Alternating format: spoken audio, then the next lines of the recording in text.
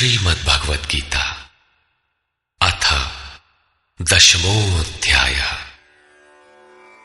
गत अध्याय में योगेश्वर श्री कृष्ण ने गुप्त राजविद्या का चित्रण किया जो निश्चय ही कल्याण करती है। 10वें अध्याय में उनका कथन है कि महाबाहु अर्जुन, मेरे परम रहस्य युक्त वचन को फिर भी सुन। यहां उसी को दूसरी बार कहने की आवश्यकता क्या है? वस्तुतः साधक को पूर्ति पर्यंत खतरा है। ज्यों ज्यों वो स्वरूप में ढलता जाता है, प्रकृति के आवरण सूक्ष्म होते जाते हैं, नए नए दृश्य आते हैं। उसकी जानकारी महापुरुष ही देते रहते हैं, वो नहीं जानता।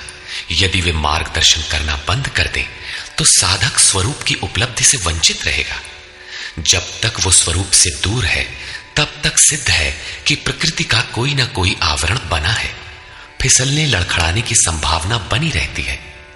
अर्जुन शरणागत शिष्य है।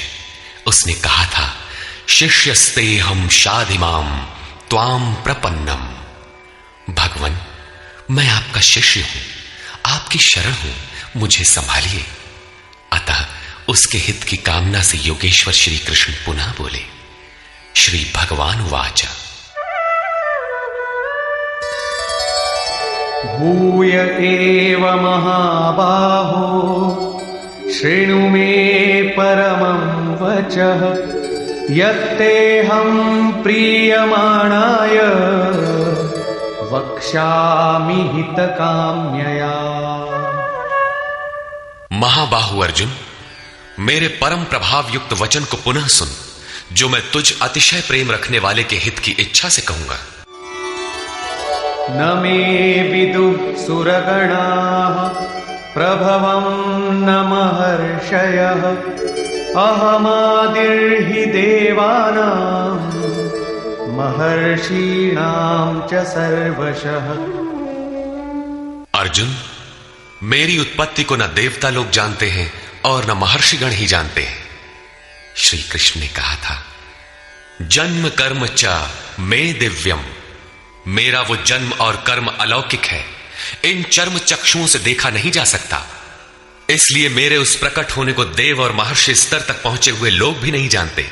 मैं सब प्रकार से देवताओं और महर्षियों का आदि कारण हूं। यो मामजमनादिं च वेत्ति लोकमहेश्वरम् असम्मूढ़ः समर्थ्येषु सर्वपापैः प्रमुच्यते। जो मुझ जन्म मृत्यु से रहित, आदि अंत से रहित, सब लोगों के महान ईश्वर को साक्षात्कार सहित विदित कर लेता है, वो पुरुष मरण धर्मा मनुष्यों में ज्ञानवान है।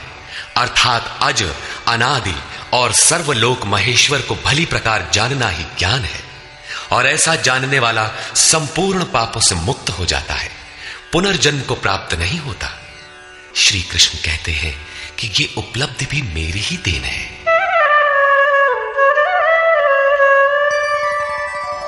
बुद्धिर्ज्ञानमसम्मोहः क्षमा सत्यं दमः शमः सुखं दुःखं भवो भावो भयं चाभयमेव च। अर्जुन, निश्चयात्मिका बुद्धि, साक्षात्कार सहित जानकारी, लक्ष्य में विवेक पूर्वक प्रवृत्ति, क्षमा, शाश्वत सत्य, इंद्रियों का दमन, मन का शमन, अंतःकरण की प्रसन्नता, चिंतन पथ के कष्ट, परमात्मा की जागृति, स्वरूप की प्राप्ति काल में सर्वस्व का विलय, इष्ट के प्रति अनुशासनात्मक भय और प्रकृति से निर्भयता तथा अहिंसा समता तुष्टिः तपोदानं यशो यशः भवन्ति भावा भूतानां मत्त एव पृथग्विधाः। अहिंसा अर्थात अपने आत्मा को अधोगति में न पहुंचाने का आचरण, समता जिसमें विषमता न हो, संतोष मन सहित इंद्रियों को लक्ष्य के अनुरूप तपाना, दान अर्थात सर्वस्व का समर्पण, भगवत पथ में मान अपमान का सहन। इस प्रकार प्राणियों के उपर्युक्त भाव मुझसे ही होते हैं। ये सभी भाव दैवी चिंतन पद्धति के लक्षण हैं। इनका अभाव ही आसुरी संपद है। महर्षयः सप्त पूर्वे चत्वारो मनवस्तथा मद्भावा मानसा जाता येषां लोक इमाः प्रजाः। सप्तर्षि अर्थात योग की 7 क्रमिक भूमिकाएं अर्थात शुभेच्छा, सुविचारणा, तनुमानसा, सत्वापत्ति, असंसक्ति, पदार्था भावना और तुर्यगा तथा इनके अनुरूप अंतःकरण चतुष्टय अर्थात मन, बुद्धि, चित्त और अहंकार, उसके अनुरूप मन जो मेरे में भाव वाला है, ये सब मेरे ही संकल्प से अर्थात मेरी प्राप्ति के संकल्प से तथा जो मेरी ही प्रेरणा से होते हैं, दोनों एक दूसरे के पूरक हैं, उत्पन्न होते हैं। इस संसार में ये अर्थात संपूर्ण दैवी संपद इन्हीं की प्रजा है, क्योंकि सप्त भूमिकाओं के संचार में दैवी संपद ही है, अन्य नहीं।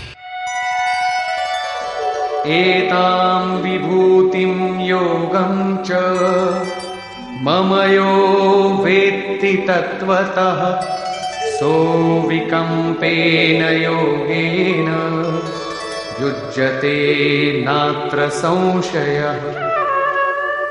जो पुरुष योग की और मेरी उपर्युक्त विभूतियों को साक्षात्कार के साथ जानता है, वो स्थिर ध्यान योग द्वारा मुझ में एक ही भाव से स्थित होता है। इसमें कुछ भी संशय नहीं है। जिस प्रकार वायु रहित स्थान में रखे दीपक की लौ सीधी जाती है, कंपन नहीं होता, योगी के जीते हुए चित्त की यही परिभाषा है। प्रस्तुत श्लोक में अविकंपेन शब्द इसी आशय की ओर संकेत करता है। अहं सर्वस्य प्रभवो मत्तः सर्वं प्रवर्तते इति मत्वा भजन्ते मां बुधा भाव समन्विता। मैं संपूर्ण जगत की उत्पत्ति का कारण हूं, मुझसे ही संपूर्ण जगत चेष्टा करता है। इस प्रकार मानकर श्रद्धा और भक्ति से युक्त विवेकी जन मेरा निरंतर भजन करते हैं। तात्पर्य यह है कि योगी द्वारा मेरे अनुरूप जो प्रवृत्ति होती है उसे मैं ही किया करता हूं, वो मेरा ही प्रसाद है। कैसे है, इसे पीछे स्थान स्थान पर बताया जा चुका है। वे निरंतर भजन किस प्रकार करते हैं, इस पर कहते हैं। मच्चित्ता मद्गत प्राणा बोधयन्तः परस्परं कथयन्तश्च मां नित्यं तुष्यन्ति च रमन्ति च।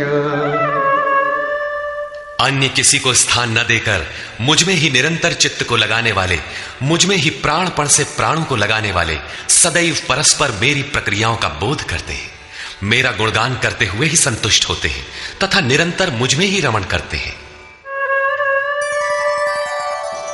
तेषां सततयुक्तानां भजतां प्रीतिपूर्वकं ददामि बुद्धियोगं तं येन मामुपयान्ति ते। निरंतर मेरे ध्यान में लगे हुए तथा प्रेम पूर्वक भजने वाले उन भक्तों को मैं वो बुद्धि योग अर्थात योग में प्रवेश वाली बुद्धि देता हूं, जिससे वे मुझे प्राप्त होते हैं। अर्थात योग की जागृति ईश्वर की देन है। वो अव्यक्त पुरुष, महापुरुष योग में प्रवेश दिलाने वाली बुद्धि कैसे देता है? तेषामेवानुकंपार्थं अहमज्ञानजं तमः नाशयाम्यात्मभावस्थो ज्ञानदीपेन भास्वता।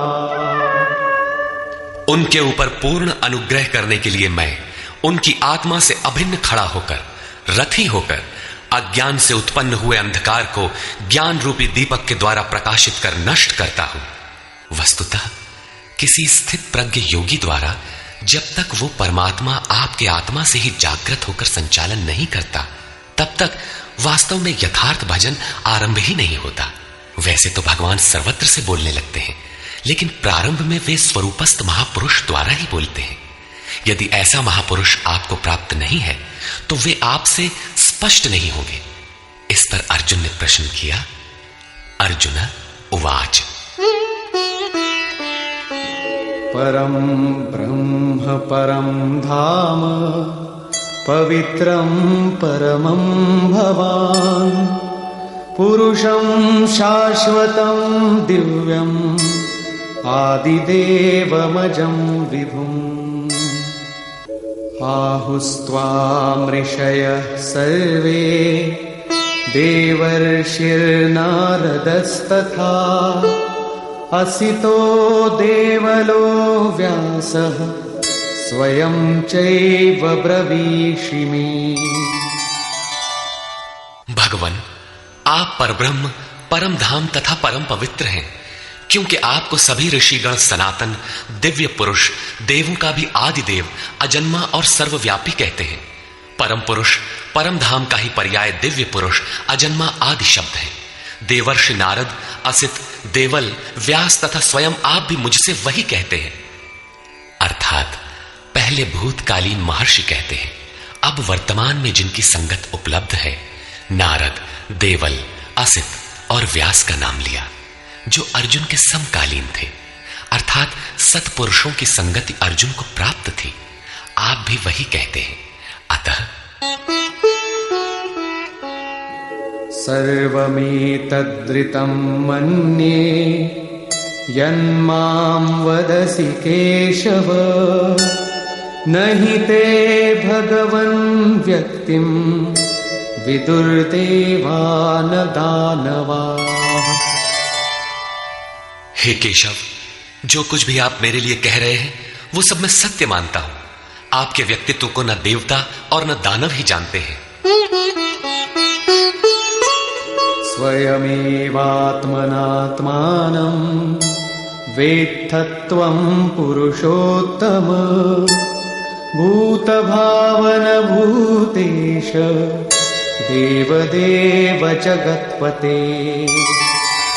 हे भूतों को उत्पन्न करने वाले, हे भूतों के ईश्वर, हे देव देव, हे जगत के स्वामी, हे पुरुषों में उत्तम, स्वयं आप ही अपने को जानते हैं, अथवा जिसकी आत्मा में जागृत होकर आप जना देते हैं वो जानता है।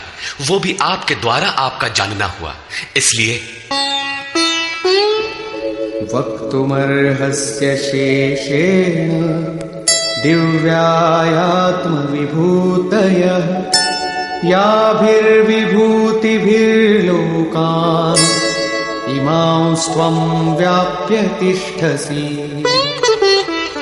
आप ही अपनी उन दिव्य विभूतियों को संपूर्ण रूप से लेश मात्र भी शेष न रखकर कहने में सक्षम हैं, जिन विभूतियों द्वारा आप इन सब लोगों को व्याप्त करके स्थित हैं।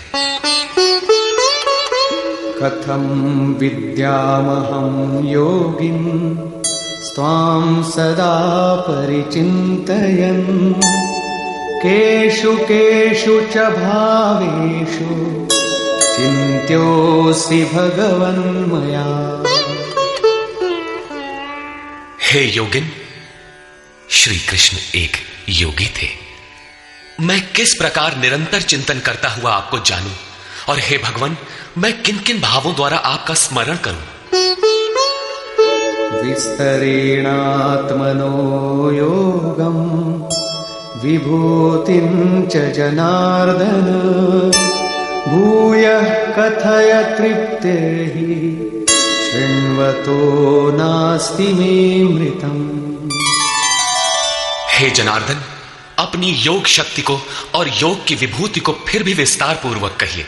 संक्षेप में तो इसी अध्याय के आरंभ में कहा ही है, पुनः कहिए, क्योंकि अमृत तत्व को दिखाने वाले इन वचनों को सुनने से मेरी तृप्ति नहीं होती। रामचरित जे सुनत अघाही रस विशेष जाना तिन नाही। जब तक प्रवेश नहीं मिल जाता तब तक उसे अमृत तत्व को जानने की पिपासा बनी रहती है। प्रवेश से पूर्व रास्ते में ही यह सोचकर कोई बैठ गया कि बहुत जान लिया तो उसने नहीं जाना। सिद्ध है कि उसका मार्ग अवरुद्ध होना चाहता है। इसलिए साधक को पूर्ति पर्यंत इष्ट के निर्देशन को पकड़ते रहना चाहिए और उसे आचरण में ढालना चाहिए। अर्जुन की उक्त जिज्ञासा पर योगेश्वर श्री कृष्ण ने कहा, श्री भगवान वाच, हन्त ते कथयिष्यामि दिव्याह्यात्मविभूतयः प्राधान्यतः कुरु श्रेष्ठ नास्त्यन्तो विस्तरस्य मे। कुरुश्रेष्ठ अर्जुन, अब मैं अपनी दिव्य विभूतियों को, उनमें से प्रमुख विभूतियों को तुझसे कहूंगा, क्योंकि मेरी विभूतियों के विस्तार का अंत नहीं है। अहमात्मा गुडाकेश सर्वभूताशय स्थितः अहमादिश्च मध्यं च भूतानामन्त एव च। अर्जुन, मैं सब भूतों के हृदय में स्थित सबका आत्मा हूं तथा संपूर्ण भूतों का आदि, मध्य और अंत भी मैं ही हूं, अर्थात जन्म, मृत्यु और जीवन भी मैं ही हूं। आदित्यानामहं विष्णुः ज्योतिषां रविरंशुमान् मरीचिर्मरुतामस्मि नक्षत्राणामहं शशि। मैं आदित्य के 12 पुत्रों में विष्णु और ज्योतियों में प्रकाशमान सूर्य हूं। वायु के भेदों में मैं मरीचि नामक वायु और नक्षत्रों में चंद्रमा हूं। वेदानां सामवेदोऽस्मि देवानामस्मि वासवः इंद्रियाणां मनश्चास्मि भूतानामस्मि चेतना। वेदों में मैं सामवेद अर्थात पूर्ण समत्व दिलाने वाला गायन हूं। देवों में मैं उनका अधिपति इंद्र हूं और इंद्रियों में मन हूं, क्योंकि मन के निग्रह से ही मैं जाना जाता हूं, तथा प्राणियों में मैं उनकी चेतना हूं। रुद्राणां शंकरश्चास्मि वित्तेशो यक्षरक्षसां वसूनां पावकश्चास्मि मेरुः शिखरिणामहम्। एकादश रुद्रों में मैं शंकर हूं। शंक धन अर सा शंकर अर्थात शंकाओं से उपराम अवस्था में हूं। यक्ष तथा राक्षसों में मैं धन का स्वामी कुबेर हूं। 8 वसुओं में मैं अग्नि और शिखर वालों में सुमेरु अर्थात शुभों का मेल मैं हूं। वही सर्वोपरि शिखर है, न कि कोई पहाड़ी। वस्तुतः ये सब योग साधना के प्रतीक है, यौगिक शब्द है। पुरोधसांच मुख्यं मां विद्धि पार्थ बृहस्पतिं सेनानीनामहं स्कंदः सरसामस्मि सागरः। पुर की रक्षा करने वाले पुरोहितों में बृहस्पति मुझे ही जान, जिससे दैवी संपत्ति का संचार होता है। और हे पार्थ, सेनापतियों में मैं स्वामी कार्तिकेय हूं। कर्म का त्याग ही कार्तिक है, जिससे चराचर का संहार, प्रलय और इष्ट की प्राप्ति होती है। जलाशयों में मैं समुद्र हूं। महर्षीणां भृगुरहं गिरामस्म्येकमक्षरम् यज्ञानां जपयज्ञोऽस्मि स्थावराणां हिमालयः। महर्षियों में मैं भृगु हूं और वाणी में एक अक्षर ओमकार हूं, जो उस ब्रह्म का परिचायक है। सब प्रकार के यज्ञों में मैं जप यज्ञ हूं। यज्ञ परम में प्रवेश दिला देने वाली आराधना की विधि विशेष का चित्रण है। उसका सारांश है स्वरूप का स्मरण और नाम का जप। 2 वाणियों से पार हो जाने पर नाम जब यज्ञ की श्रेणी में आता है तो वाणी से नहीं जपा जाता, न चिंतन से, न कंठ से, बल्कि वो श्वास में जागृत हो जाता है। केवल सुरत को श्वास के पास लगाकर मन से अविरल चलना भर पड़ता है। यज्ञ की श्रेणी वाले नाम का उतार चढ़ाव श्वास पर निर्भर है। ये क्रियात्मक है। स्थिर रहने वालों में हिमालय हूं। शीतल, सम और अचल एकमात्र परमात्मा है। जब प्रलय हुआ तब मनु उसी शिखर में बंध गया। अचल, सम और शांत ब्रह्म का प्रलय नहीं होता, उस ब्रह्म की पकड़ मैं हूं। अश्वत्थः सर्ववृक्षाणां देवर्षीणां च नारदः गन्धर्वाणां चित्ररथः सिद्धानां कपिलो मुनिः। सब वृक्षों में मैं अश्वत्थ हूं। अश्व, कल तक भी जिसके रहने की गारंटी नहीं दी जा सकती, ऐसा ऊर्ध्व मूलधः शाखम अश्वत्थ, ऊपर परमात्मा जिसका मूल है, नीचे प्रकृति जिसकी शाखाएं हैं, ऐसा संसार ही एक वृक्ष है जिसे पीपल की संज्ञा दी गई है। सामान्य पीपल का वृक्ष नहीं कि पूजा करने लगे। इसी पर कहते हैं कि वो मैं हूं और देवर्षियों में मैं नारद हूं। नाद रंध्रः स नारद। दैवी संपद इतनी सूक्ष्म हो गई कि स्वर में उठने वाली ध्वनि अर्थात नाद पकड़ में आ जाए, ऐसी जागृति मैं हूं। गंधर्वों में मैं चित्ररथ हूं अर्थात गायन अर्थात चिंतन करने वाली प्रवृत्तियों में जब स्वरूप चित्रित होने लगे, वो अवस्था विशेष मैं हूं। सिद्धों में मैं कपिल मुनि हूं, काया ही कपिल है। इसमें जब लव लग जाए, उस ईश्वरीय संचार की अवस्था मैं हूं।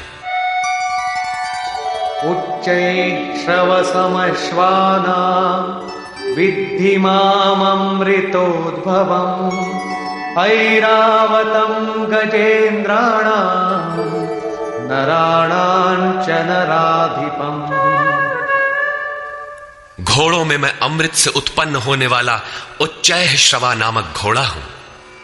दुनिया में हर वस्तु नाशवान है, आत्मा ही अजर अमर अमृत स्वरूप है। इस अमृत स्वरूप से जिसका संचार है, वो घोड़ा मैं हूं। घोड़ा गति का प्रतीक है। आत्म तत्व को ग्रहण करने में मन जब उधर गति पकड़ता है, घोड़ा है। ऐसी गति मैं हूं। हाथियों में ऐरावत नामक हाथी मैं हूं। मनुष्यों में राजा मुझको जान। वस्तुतः महापुरुष ही राजा है, जिसके पास अभाव नहीं है। आयुधानामहं वज्रं धेनूनामस्मि कामधुक् प्रजनश्चास्मि कन्दर्पः सर्पाणामस्मि वासुकी। शस्त्रों में मैं वज्र हूं, गायों में कामधेनु हूं। कामधेनु कोई ऐसी गाय नहीं है जो दूध के स्थान पर मनचाहा व्यंजन परसती हो। ऋषियों में वशिष्ठ के पास कामधेनु थी। वस्तुतः गो इंद्रियों को कहते हैं। इंद्रियों का संयत होना इष्ट को वश में रखने वाले में पाया जाता है। जिसकी इंद्रियां ईश्वर के अनुरूप स्थिर हो जाती हैं, उसके लिए उसी की इंद्रियां कामधेनु बन जाती है। फिर तो जो इच्छा करी हऊ मन माही, हरि प्रसाद कछु दुर्लभ नाही, उसके लिए कुछ भी दुर्लभ नहीं रहता। प्रजनन करने वालों में नवीन स्थितियों को प्रकट करने वाला मैं हूं।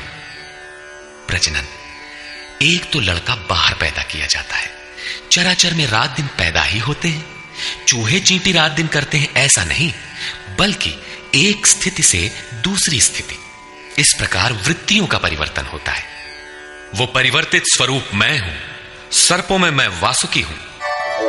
अनन्तश्चास्मि नागानां वरुणो यादसामहम् पितॄणामर्यमा चास्मि यमः संयमतामहम्।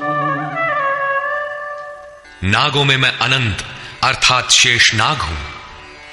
वैसे तो ये कोई सर्प नहीं है। गीता की समकालीन पुस्तक श्रीमद् भागवत में इसके रूप की चर्चा है कि इस पृथ्वी से 30,000 योजन की दूरी पर उस परमात्मा की वैष्णवी शक्ति है, जिसके सिर पर यह पृथ्वी सरसों के दाने की तरह भार रहित टिकी है। उस युग में योजन का पैमाना चाहे जो रहा हो, फिर भी यह पर्याप्त दूर है। वस्तुतः ये आकर्षण शक्ति का चित्रण है। वैज्ञानिकों ने जिसे ईथर माना है। ग्रह उपग्रह सभी उसी शक्ति के आधार पर टिके हैं। उस शून्य में ग्रहों का कोई भार भी नहीं है। वो शक्ति सर्प की कुंडली की तरह सभी ग्रहों को लपेटे है। यही है वो अनंत, जिससे पृथ्वी धारण की जाती है। श्री कृष्ण कहते हैं, ऐसी ईश्वरीय शक्ति मैं हूं। जलचरों में उनका अधिपति वरुण हूं तथा पितरों में अर्यमा हूं। अहिंसा, सत्य, अस्तेय, ब्रह्मचर्य और अपरिग्रह 5 यम हैं। इनके पालन में आने वाले विकारों को काटना अरह है। विकारों के शमन से पितृ अर्थात भूत संस्कार तृप्त होते हैं, निवृत्ति प्रदान कर देते हैं। शासन करने वालों में मैं यमराज हूं अर्थात उपर्युक्त यमों का नियामक हूं।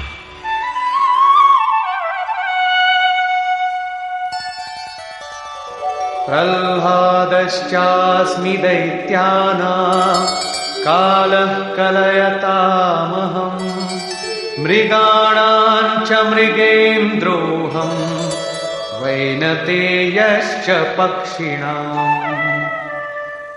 मैं दैत्यों में प्रहलाद हूं, पर आह्लाद, पर के लिए आह्लाद, प्रेम ही प्रहलाद है।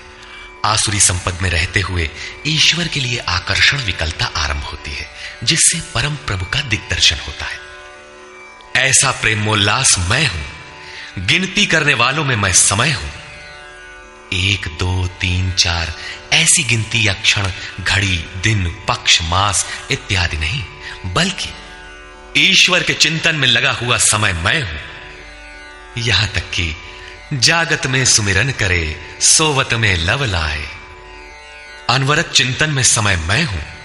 पशुओं में मृगराज, योगी भी मृधन ग अर्थात योग रूपी जंगल में गमन करने वाला है, तथा पक्षियों में गरुड़ मैं हूं।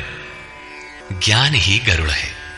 जब ईश्वरीय अनुभूति आने लगती है, तब यही मन अपने आराध्य भगवान की सवारी बन जाता है, और जब यही मन संशय से युक्त है, तब सर्प होता है, डसता रहता है, योनियों में फेंकता है।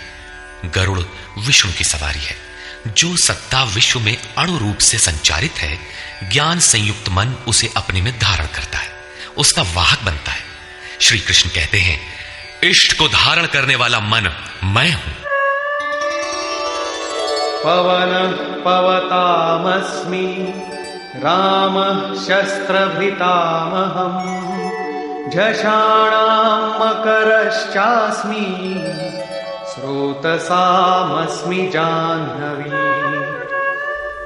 पवित्र करने वालों में मैं वायु हूं, शस्त्रधारियों में राम हूं। रमन्ति योगिनः यस्मिन् स रामः। योगी किसमें रमण करते हैं? अनुभव में। ईश्वर इष्ट रूप में जो निर्देशन देता है, योगी उसमें रमण करते हैं। उस जागृति का नाम राम है, और वो जागृति मैं हूं। मछलियों में मगर तथा नदियों में गंगा मैं हूं।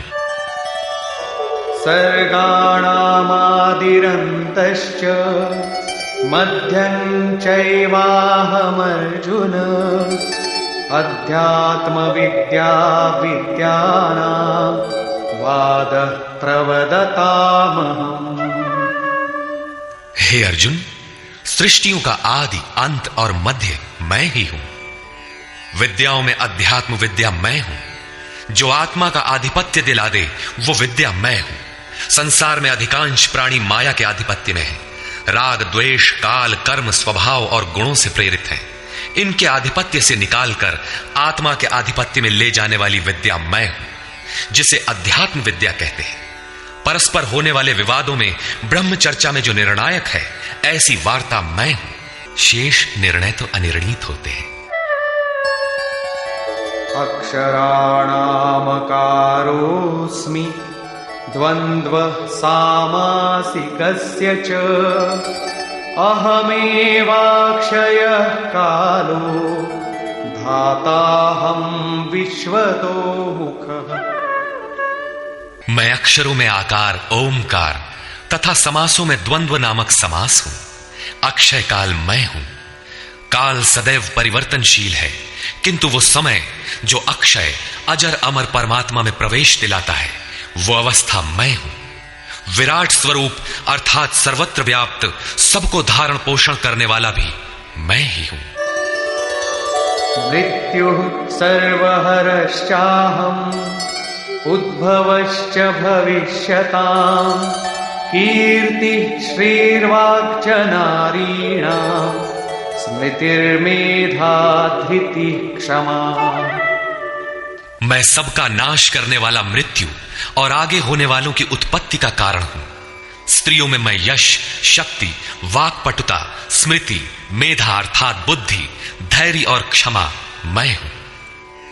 अध्याय 15 में श्लोक 16 के अनुसार पुरुष दो ही प्रकार के होते हैं, क्षर और अक्षर। संपूर्ण भूतादिकों की उत्पत्ति और विनाश वाले ये शरीर क्षर पुरुष हैं। वे नर, मादा, पुरुष अथवा स्त्री कुछ भी कहलाएं, श्री कृष्ण के शब्दों में पुरुष ही है। दूसरा है अक्षर पुरुष, जो कूटस्थ चित्त के स्थिर काल में देखने में आता है। यहां भी बुद्धि इत्यादि स्त्रियों के ही गुण बताए गए। क्या इन सद्गुणों की आवश्यकता पुरुषों के लिए नहीं है? कौन ऐसा पुरुष है जो श्रीमान, कीर्तिवान, वक्ता, स्मरण शक्ति संपन्न, मेधावी, धैर्यवान और क्षमावान नहीं बनना चाहता?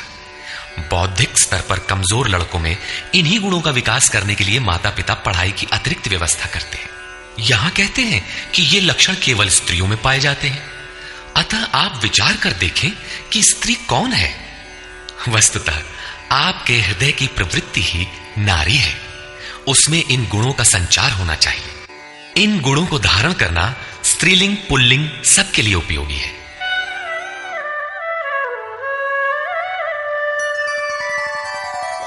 बृहत्साम तथा साम्ना गायत्री छन्दसामहम् मासानां मार्गशीर्षोऽहम् ऋतूनां कुसुमाकरः।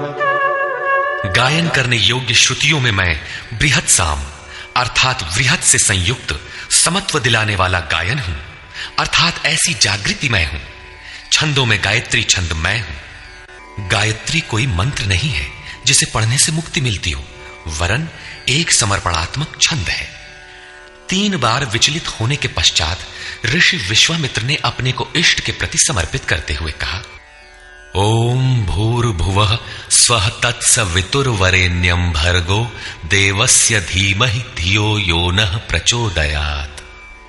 अर्थात भूः, भुवः और स्वः तीनों लोकों में तत्व रूप से व्याप्त देव आप ही वरेण्य हैं।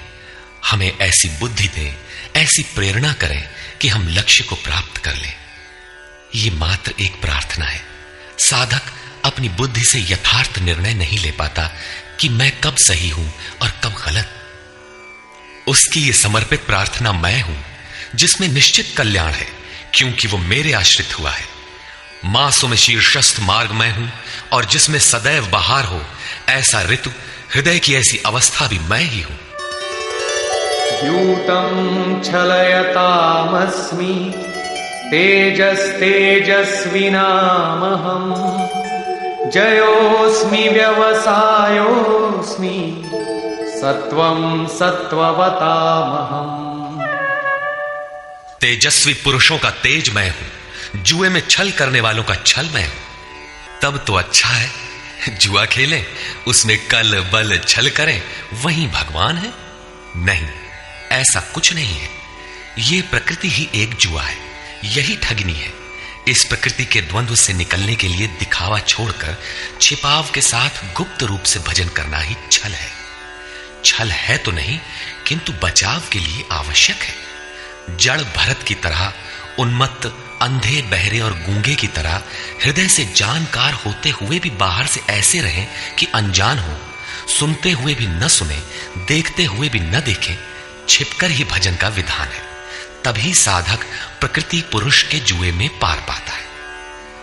जीतने वालों की विजय मैं हूं और व्यवसायियों का निश्चय, जिसे अध्याय 2 श्लोक 41 में कह आए हैं। इस योग में निश्चयात्मक क्रिया एक है, बुद्धि एक ही है, दिशा एक ही है। ऐसी क्रियात्मक बुद्धि मैं हूं। सात्विक पुरुषों का तेज और ओज मैं हूं। वृष्णीनां वासुदेवोऽस्मि पाण्डवानां धनञ्जयः मुनीनामप्यहं व्यासः कवीनामुशना कविः। वृष्णि वंश में मैं वासुदेव अर्थात सर्वत्र वास करने वाला देव हूं। पांडवों में मैं धनंजय हूं। पुण्य ही पांडु है और आत्मिक संपत्ति ही स्थिर संपत्ति है। पुण्य से प्रेरित होकर आत्मिक संपत्ति को अर्जित करने वाला धनंजय मैं हूं। मुनियों में मैं व्यास हूं। परम तत्व को व्यक्त करने की जिसमें क्षमता है वो मुनि मैं हूं। कवियों में उष्णा अर्थात उसमें प्रवेश दिलाने वाला काव्यकार मैं हूं। दंडोदमयतामस्मि नीतिरस्मि जिगीषताम् मौनं चैवास्मि गुह्यानां ज्ञानं ज्ञानवतामहम्। दमन करने वालों में दमन की शक्ति मैं हूं। जीतने की इच्छा वालों की मैं नीति हूं। गुप्त रखने योग्य भावों में मौन हूं और ज्ञानवानों में साक्षात के साथ मिलने वाली जानकारी पूर्ण ज्ञान मैं हूं। यच्चापि सर्वभूतानां बीजं तदहमर्जुन न तदस्ति विना यत्स्यान् मया भूतं चराचरम्।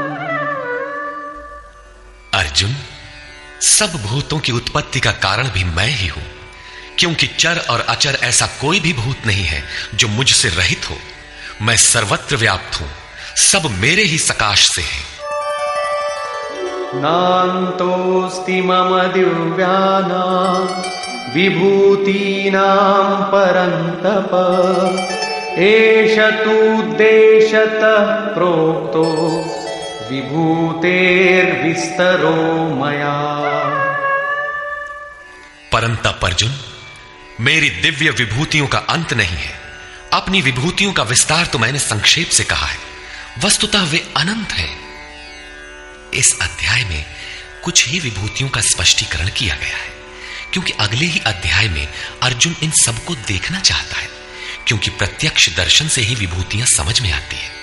विचारधारा समझने के लिए इसी से थोड़ा अर्थ दिया गया। यद्यद् विभूतिमत्सत्वं श्रीमदूर्जितमेव वा तत्तदेवावगच्छत्वं मम तेजोंश संभवम्। जो भी ऐश्वर्य युक्त, कांति युक्त और शक्ति युक्त वस्तुएं हैं, उनको तू मेरे तेज के एक अंश मात्र से उत्पन्न हुई जान। अथवा बहुनैतेन किं ज्ञातेन तवार्जुन विष्टभ्याहमिदं कृत्स्नम् एकांशेन स्थितो जगत्। अथवा अर्जुन, इस बहुत जानने से तेरा क्या प्रयोजन है? मैं इस संपूर्ण जगत को एक अंश मात्र से धारण करके स्थित हूं। उपर्युक्त विभूतियों के वर्णन का तात्पर्य यह नहीं है कि आप या अर्जुन इन सभी वस्तुओं को पूजने लगे, बल्कि श्री कृष्ण का आशय केवल इतना ही है कि इन सब ओर से श्रद्धा समेटकर केवल उन अविनाशी परमात्मा में लगावे। इतने से ही उनका कर्तव्य पूर्ण हो जाता है।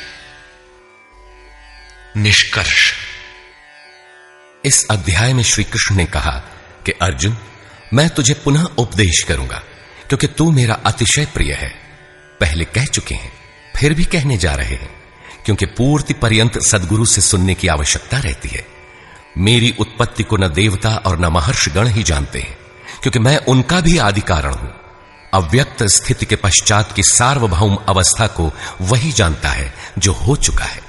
जो मुझ अजन्मा, अनादि और संपूर्ण लोकों के महान ईश्वर को साक्षात्कार सहित जानता है, वही ज्ञानी है। बुद्धि, ज्ञान, असम्मूढ़ता, इंद्रियों का दमन, मन का शमन, संतोष, तप, दान और कीर्ति के भाव अर्थात दैवी संपत्ति के उक्त लक्षण मेरी देन है। 7 महर्षिजन अर्थात योग की 7 भूमिकाएं, उससे भी पहले होने वाले तदनुरूप अंतःकरण, चतुष्टय और इनके अनुकूल मन जो स्वयंभू है, स्वयं रचयिता है, ये सब मुझ में भाव वाले, लगाव और श्रद्धा वाले हैं, जिनकी संसार में संपूर्ण प्रजा है। ये सब मुझसे ही उत्पन्न है, अर्थात साधनामयी प्रवृत्तियां मेरी ही प्रजा हैं। इनकी उत्पत्ति अपने से नहीं, गुरु से होती है। जो उपर्युक्त मेरी विभूतियों को साक्षात जान लेता है, वह निस्संदेह मुझ में एक ही भाव से प्रवेश करने योग्य है। अर्जुन, मैं ही सबकी उत्पत्ति का कारण हूं, ऐसा जो श्रद्धा से जान लेते हैं वे अनन्य भाव से मेरा चिंतन करते हैं, निरंतर मुझ में मन, बुद्धि और प्राणों से लगने वाले होते हैं, आपस में मेरा गुण चिंतन और मुझ में रमण करते हैं। उन निरंतर मुझसे संयुक्त हुए पुरुषों को मैं योग में प्रवेश करने वाली बुद्धि प्रदान करता हूं। यह भी मेरी ही देन है। किस प्रकार बुद्धि योग देते हैं? तो अर्जुन, आत्मभावस्थ उनकी आत्मा में जागृत होकर खड़ा हो जाता हूं और उनके हृदय में अज्ञान से उत्पन्न अंधकार को ज्ञान रूपी दीपक से नष्ट करता हूं। अर्जुन ने प्रश्न किया कि भगवान, आप परम पवित्र, सनातन, दिव्य, अनादि और सर्वत्र व्याप्त हैं, ऐसा महर्षिगण कहते हैं, तथा वर्तमान में देवर्षि नारद, देवल, व्यास और आप भी वही कहते हैं। यह सत्य भी है कि आपको न देवता जानते हैं और न दानव, स्वयं आप जिसे जना दें वही जान पाता है। आप ही अपनी विभूतियों को कहने में समर्थ हैं। अतः जनार्दन, आप अपनी विभूतियों को विस्तार से कहिए। पूर्ति पर्यंत इष्ट से सुनते रहने की उत्कंठा बनी रहनी चाहिए। आगे इष्ट के अंतराल में क्या है उसे साधक क्या जाने। इस पर योगेश्वर श्री कृष्ण ने एक एक करके अपनी प्रमुख विभूतियों का लक्षण संक्षेप में बताया, जिनमें से कुछ तो योग साधन में प्रवेश करने के साथ मिलने वाली अंतरंग विभूतियों का चित्रण है और शेष कुछ समाज में रिद्धियों सिद्धियों के साथ पाई जाने वाली विभूतियों पर प्रकाश डाला। और अंत में उन्होंने बल देकर कहा, अर्जुन, बहुत कुछ जानने से तेरा क्या प्रयोजन है? इस संसार में जो कुछ भी तेज और ऐश्वर्य युक्त वस्तुएं हैं वह सब मेरे तेज के अंश मात्र में स्थित है। वस्तुतः मेरी विभूतियां अपार हैं। ऐसा कहते हुए योगेश्वर ने इस अध्याय का पटाक्षेप किया। इस अध्याय में श्री कृष्ण ने अपनी विभूतियों की मात्र बौद्धिक जानकारी दी, जिससे अर्जुन की श्रद्धा सब ओर से सिमटकर एक इष्ट में लग जाए। किंतु बंधुओं, सब कुछ सुन लेने और बाल की खाल निकालकर समझ लेने के बाद भी चलकर उसे जानना शेष ही रहता है। यह क्रियात्मक पथ है। संपूर्ण अध्याय में योगेश्वर की विभूतियों का ही वर्णन है। अतः ओम तत्सदिति श्रीमद् भगवद गीता सूपनिषत्सु ब्रह्म विद्यायाम योग शास्त्रे श्री कृष्णार्जुन संवादे विभूति वर्णन योगो नाम 10वां। इस प्रकार स्वामी अड़गड़ानंद कृत श्रीमद् भगवद गीता के भाष्य यथार्थ गीता का 10वां अध्याय पूर्ण होता है। हरि ओम तत्सत।